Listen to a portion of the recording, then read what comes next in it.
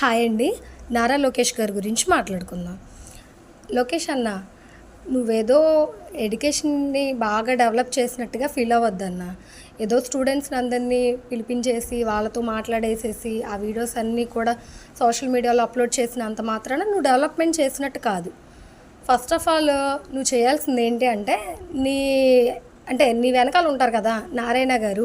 So ఆ నారాయణ గారితో చెప్పి ఫస్ట్ ఆయన కాలేజెస్, ఆయన స్కూల్స్ అవన్నీ తీపిచ్చేసేసాయి.